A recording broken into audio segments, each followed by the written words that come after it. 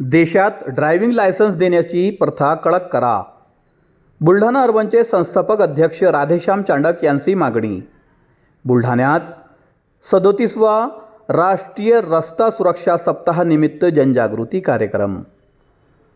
राष्ट्रीय रस्ता सुरक्षा सप्ताहाच्या निमित्ताने सार्वजनिक बांधकाम विभाग बुलढाणा व बुलढाणा अर्बनच्या संयुक्त विद्यमाने 19 जानेवारी रोजी बुलढाणा येथील बस स्थानक परिसरात जनजागृती कार्यक्रम पार पडला.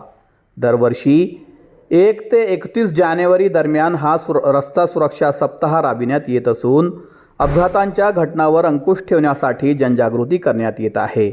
बुलढाणा शहरात रॅली देखील काढण्यात आली.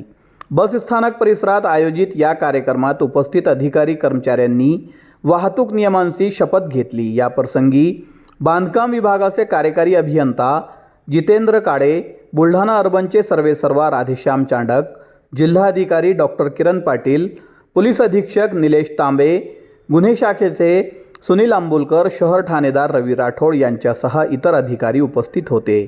कार्यक्रमाला संबोधित करताना बुलढाणा अर्बनचे सर्वेसर्वा राधेश्याम चांडक म्हणाले की रस्ते अपघात मृतकामध्ये सर्वाधिक प्रमाण तरुणांचे आहे.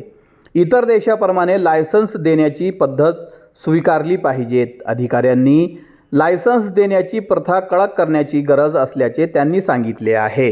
नमस्कार. 37वा राष्ट्रीय सुरक्षा सप्ताह सार्वजनिक बांधकाम विभाग बुलढाणा व बुलढाणा अर्बन पॉप्युलर सोसायटी यांनी संयुक्तपणे आज या ठिकाणी साजरा केला.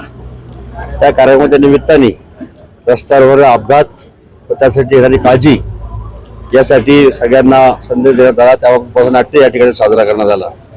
मुळात प्रश्न असा आहे की आम्ही सगळे लोक पाश्चात्य देशाची भोगवादी संस्कृती शहराच्या फार लवकर स्वीकारतो.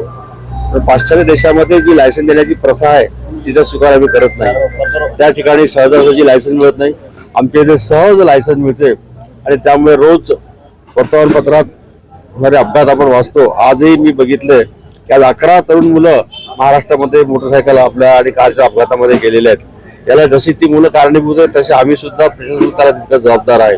कोणी तिबलशीर गाडी चालवते, हेल्मेट वापरत नाही, दारू पिऊन गाडी चालवतात, वेग मर्यादा नाही, त्यामुळे सगळे होतात. मी आपल्या सगळ्यांना असं आवाहन करेन की आपण सगळ्यांनी शासकीय अधिकाऱ्यांनी कुठेतरी लायसन्स देण्याची प्रथा आहे ही कडक करावी आणि रस्त्यावर ते सिग्नल्स, वाहतूक नियंत्रण याकडे विशेष लक्ष द्यावं आणि या बाबतीमध्ये जनजागृतीचा हा एक कार्यक्रम होता. आपण सगळे या ठिकाणी आलात. धन्यवाद. सर्वांना नमस्कार. मी जितेंद्र काळे, कार्यकारी अभियंता सार्वजनिक बांधकाम विभाग बुलढाणा. आज 37वा राष्ट्रीय सुरक्षा सप्ताह आपण साजरा केलेला आहे.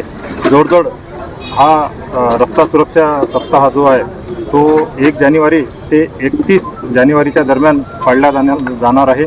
त्या माध्यमातून आपण पूर्ण जिल्ह्यात म्हणजे आमचं जे उपविभाग आहे, चिखली असो, मेहकर असो, देऊळगाव राजा असो, त्यानंतर बुलढाणा असो, या पूर्ण यांच्या ज्युरिडिक्शनमध्ये हा सप्ताह राबवला जाणार आहे. या रस्ता सुरक्षा सप्ताहाचा उद्देश एकच आहे की लोकांमध्ये जागरूकता निर्माण व्हावी आणि रस्ता अपघाताचं प्रमाण कमी व्हावं.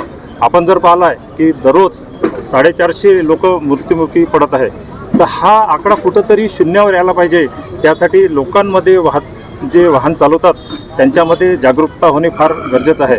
आपण जर पाहिलं असेल तर एक आपल्या बाजूच्या राष्ट्राचं जर आपण उदाहरण घेतलं ऑस्ट्रेलियाचं, तर ऑस्ट्रेलियाचं प्रमाण हे अत्यंत नगण्य आहे, म्हणजे 0 आहे. तर आपण सुद्धा आपल्या नागरिकांमध्ये जागरूकता निर्माण व्हायला पाहिजे. त्यामुळेच आज या सप्ताहाचं आयोजन करण्याचं शासनाला आवश्यकता पडलेली आहे. मित्रांनो, जर आपण सजग झालो तर निश्चितच आपल्याला रस्ता सुरक्षा सप्ताह राबवण्याची आवश्यकता पडणार नाही.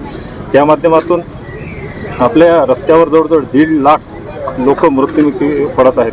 तर हा आकडा कुठंतरी थांबायला पाहिजे. त्यामुळेच आमच्या रस्त्याचा जो आहे, आता रस्ते जवळजवळ आपण पाहिलेले आहेत की आपला नॅशनल हायवे असो, राज्यमार्ग असो किंवा आमचा MDR असो, रस्त्याची कंडिशन चांगली होत आहे. त्यामुळे गतीसुद्धा वाढत आहे. तर ही गती कुठंतरी थांबायला पाहिजे. प्रत्येक ठिकाणी स्पीड ब्रेकर टाकणे हा त्यावरचा पर्याय नाही. स्पीड ब्रेकरचे दुष्परिणामसुद्धा आहेत, कारण त्यामुळे आपल्याला स्पॉन्डिलायटिसचे आजार होतात.